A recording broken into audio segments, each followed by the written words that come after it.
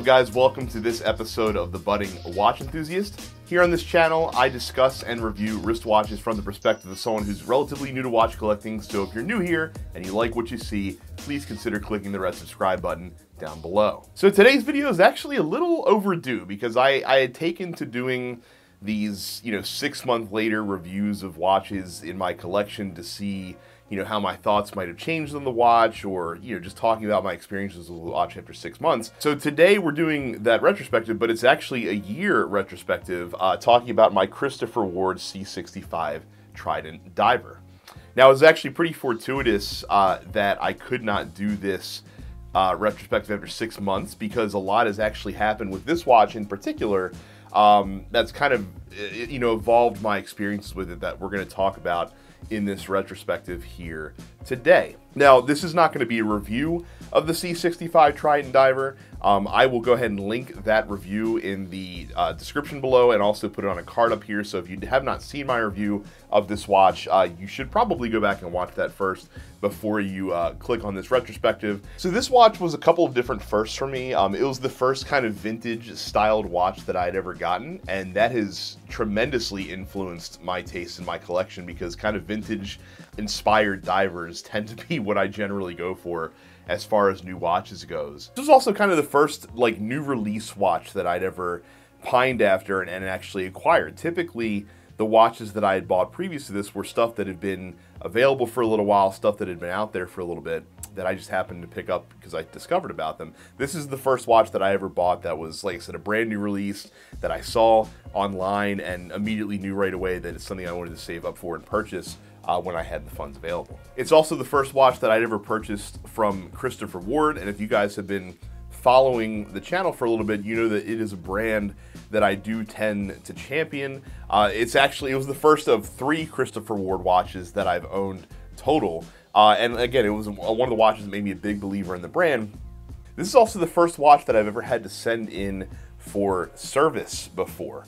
So this Trident diver, the C65 Trident diver, has a Sellita 210 movement inside of it, which is a manual wind movement. It does not automatically wind the watch while you wear it on the wrist. So because of that, obviously the winding gear is gonna be under a little bit more pressure than your average watch is going to be. Around November, and I bought this watch, I think last June, around November, I actually did have to send it in to Christopher Ward for servicing because the winding gear had slipped or broken, or some way or another, I couldn't wind the watch. I could turn the crown, but nothing was happening to wind up the watch. Now, fortunately, Christopher Ward protects all of their watches with a 60-month guarantee when you buy it from their website. That is transferable as well, so if you were to buy the watch used, you would still be the beneficiary of that warranty. And that process was an interesting one. So, fortunately, super smooth. Contacted Christopher Ward. They immediately told me to send the watch in for service. I did that right away. However, what I discovered about this process is that watch servicing takes a really long time, a lot longer than I thought it might have. I was actually without this watch for about 2 solid months before it finally came back my way. And again, I understand this. Christopher Ward does all of their servicing in-house. They don't contract the servicing out to, other repair, watchmakers or repair places or anything like that. They want you to send the watch back to them because they want it to pass their specific qualifications, which is good. But again, AD service, turns out it's a really rough wait. And the funny thing is, when I first got this watch, I wore it incessantly. For the first 5 months that I had it, this watch probably was on my wrist at least 2 to 3 days a week. Since I've gotten it back, and part of this has to do with the fact that I've gotten some watches since then that have filled some of the role that this one used to have in my collection.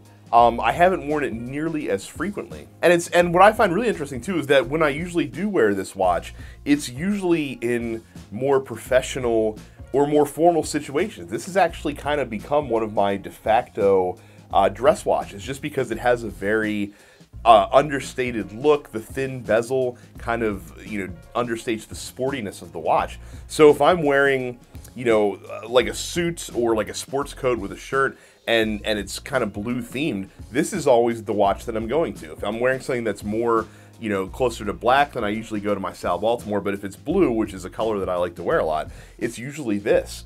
I don't often wear this watch anymore with like a t-shirt like I'm wearing today, or just in a very casual setting. It's usually when I'm wearing a collared shirt of some kind, or like I said, if I happen to be wearing a suit or a sports coat. Yeah, I found that really interesting. The Notice Avalon has kind of replaced this watch as kind of like my blue diver, like my casual wear dive watch that I wear all the time. Obviously the Manta SkyQuest has stolen some time from it. And then also I've gotten the Christopher Ward C65 GMT, the Pepsi as well. And this has also seen a ton of wrist time recently. And the other thing that's interesting, so I have it here on the bracelet, and I actually ganked the bracelet from the C65 GMT and put it on here just because I wanted to kind of check out to see how it was.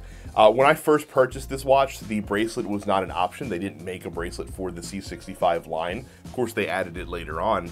I do like it on the bracelet, but my favorite strap for this watch is actually the camel-colored leather strap that it came on. I think it's a killer look.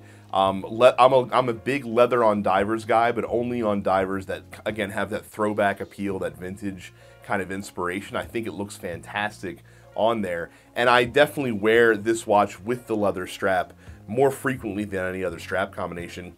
I will wear the watch on a NATO, and I often do during the summer months, just because I'm not a big leather strap guy when it's warm outside. But I'm not, like, NATO is not the preferred look for this watch. Either that or I haven't found a NATO that I truly love for it yet. There's one that comes close. There's a Blue Shark NATO strap that I have that I actually haven't had on this thing for a while. I think my wife stole it for her deep blue diver that she has, and I haven't gotten it back. That's probably the one. It's like a dark blue NATO with a silver streak running down either side of the NATO. It looks pretty good on this watch. That's usually my go-to. But yeah, leather strap preferred. I do like it on the bracelet here. It does pair pretty well with it, so we might be trying this one out for a little bit. Now, I will say one of the big things this watch did for me is this is the watch that kind of taught me to appreciate finishing on a watch before. Like before I had acquired this one, you know, the watch finishing, especially on the case, was kind of an afterthought. It was kind of routine, the watches that I'd purchased previously. This was the first watch that I ever bought that had really complex finishing on it. For my money, now that I've gotten even more hands-on time with a lot of different watches across a number of different brands, I can still safely say that Christopher Ward's case finishing in this price range is second to none. In my mind, they are still the undisputed champion in that sub, you know, $1,000 to $1,500 price range. I still always bring this watch to meetups and to gatherings, because if anyone that has never seen a Christopher Ward watch in person before, this watch is always like a jaw dropper. It's still a stunner, and they still can't believe how much this watch costs. I mean, you can get this Trident Diver brand new from Christopher Ward, I believe, for under $800 still, and that's normal price. And Christopher Ward runs promotions and coupons and stuff like that all the time, so you can get it even cheaper than that. People say the same thing that I said when I reviewed this watch, in that you're getting an Oris level of quality for less than half the price of what you might pay for an Oris watch from an authorized dealer. And again, that has not changed. Now, I did mention the C65 Pepsi GMT that I did acquire earlier this year. Now, something that I was concerned about when I got this watch, and this is one that I'll be reviewing on the channel at some point and probably doing like a full-fledged comparison between the two.